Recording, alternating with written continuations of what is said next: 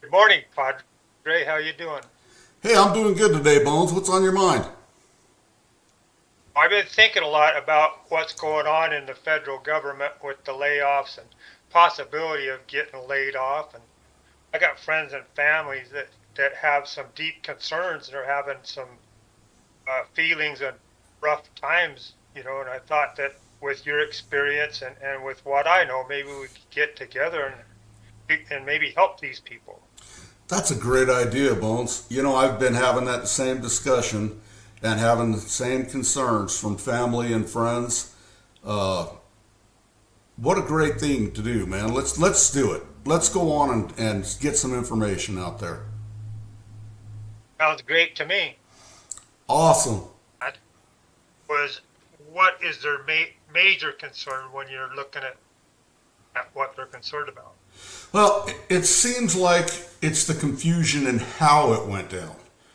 I mean, they all agree there's got to be some kind of cuts made.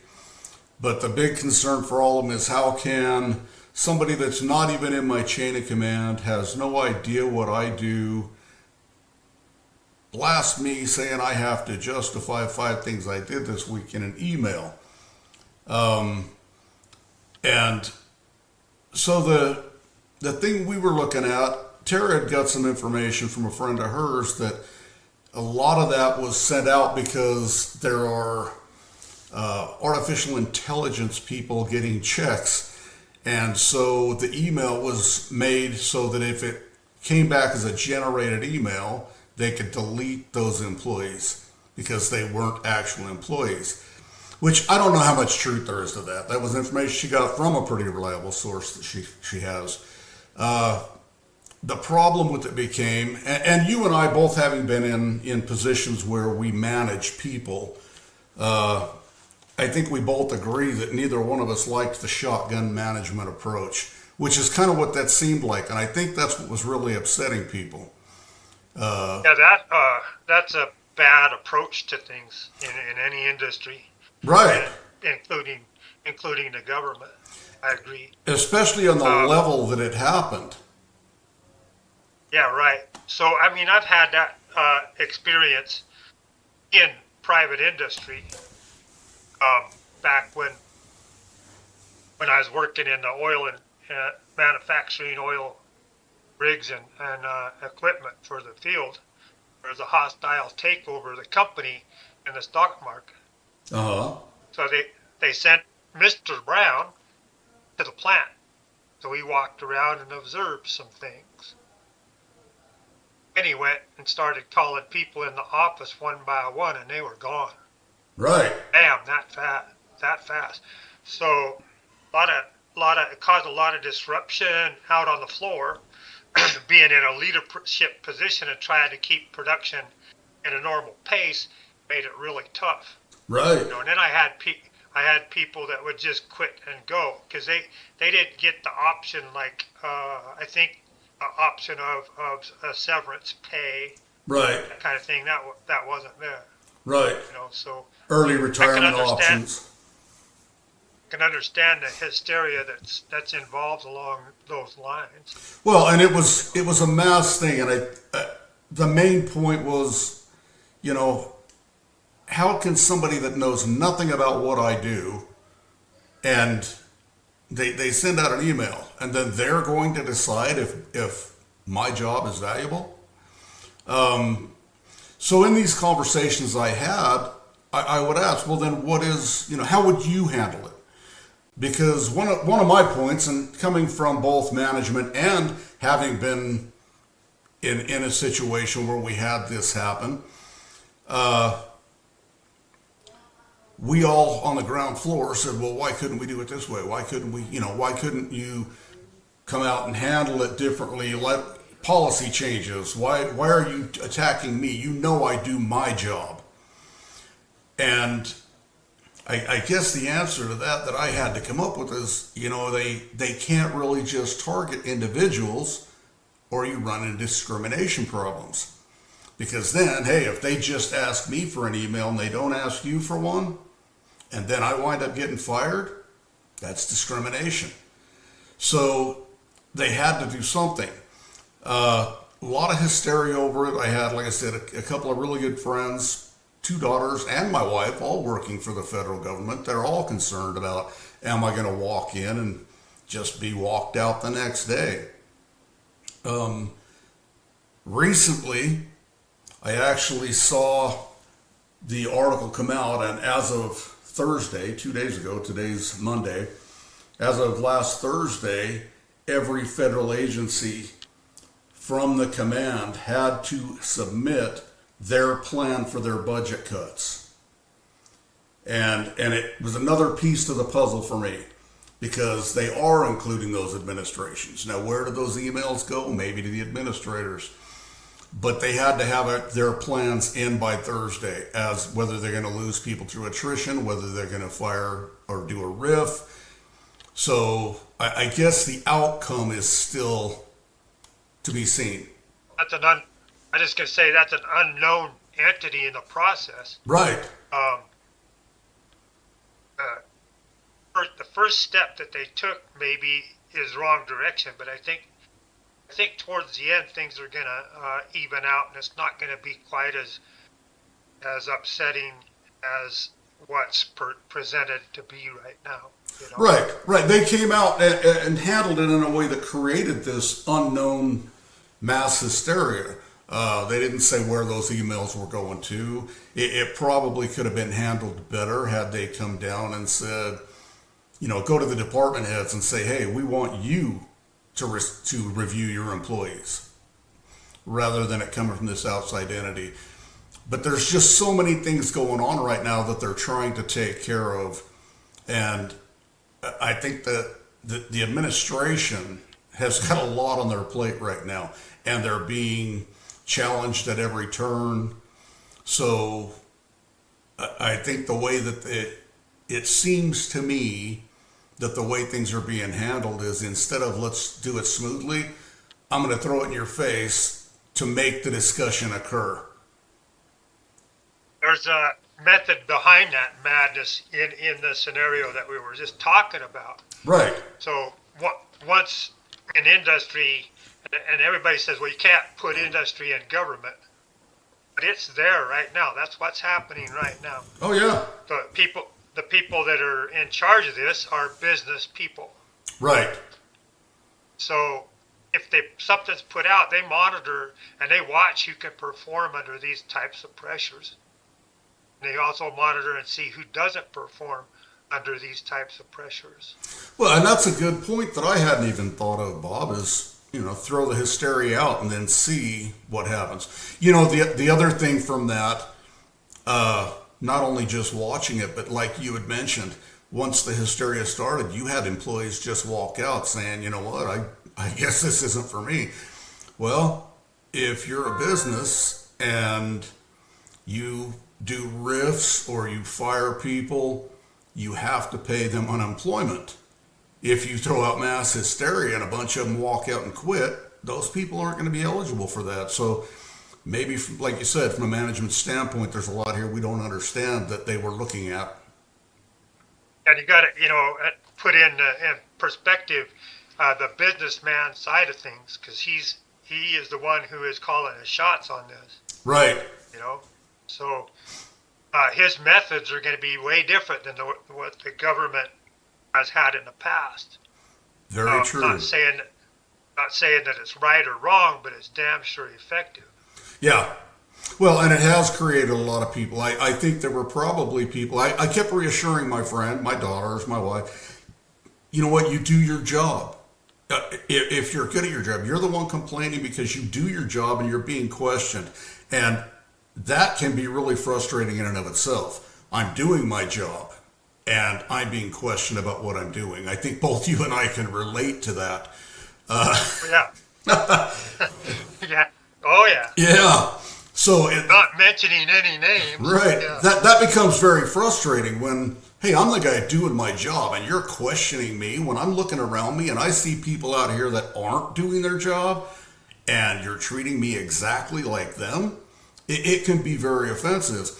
But, as I tried to convey that point to a few of these people, that, hey, if you do your job and you're effective at your job, you're not the guy they're targeting. It doesn't it doesn't seem to have any effect on calming them down because it's still a matter of principle to them. I get it. And then 100% people, I get it. There's people that feel like, I'm not saying it's in every walk of life, but I'm not saying it's just in the federal employees or the government. It's in every walk of life. There are people that feel like they're entitled and don't mess with my stuff. Yeah. I'm gonna do what I want to do, and you're gonna pay me to do it. Right. There are those people out there, and I don't know how many of those people you ran into, but I don't have enough fingers and toes. Yeah. To count them all. Yeah, there are quite a few that are exactly like that, and I think that's a generational thing, the entitlement part of it. But I think a lot of the people that are the most frustrated are the guys that are doing their job. And every job I've been on, you're automatically filling out things every week showing what your production is, what your statistics are. They're being monitored anyway. So then, well, that's what we did. That's what we did. Would take things into context, see who's performing and who isn't, and how we can help the ones that aren't. See if we can get them up to speed. Right. That's what we did. Right. So everywhere I've been, you're already doing those things. So now this email comes out and says, respond or be terminated. And you got to give me 5 things you did this week. Well, the easy part of that is, you know what? The documentation's already there. My boss has that documentation. I document what I do every day. So it became one of these that's where it became this outside entity that doesn't know what I do. They don't know how I handle my business. They don't know that I'm already doing this for my employer. Now you're asking for it and you don't even know what my job is. And I think that's where a lot of the frustration came from. Yeah, well, they've never had that type, like I said before, they've never had that type of experience with management before. Right. The federal government. Right. Right. The federal government has always been, and every federal employee, I've known them for years, since I was just a teenager. Guys would get jobs, federal jobs. And once you're off probation, what's the same phrase you hear from everybody? It's now impossible to fire me. Look at the situation for us sitting on the outside of it. We're not federal employees right now. We didn't have to send an email in. So it's really easy to sit on the outside and look at it and go, well, here's your answer. But like any situation, when you're the one going through the situation, it becomes very hard to see the whole picture. And I think having somebody to reach out to, getting the information out there. I've learned just today during this conversation some things. And as we discuss it from the outside, we have a different perspective than some of those people going through it. And hopefully they can gain something from the perspective and the insight that we're going to put out there. And, they may agree, they may disagree, and that's fine. That's what makes us who we are. Yeah, could you imagine if everybody in the world thought the same thing or did the same thing? How boring would that be? It would be terrible.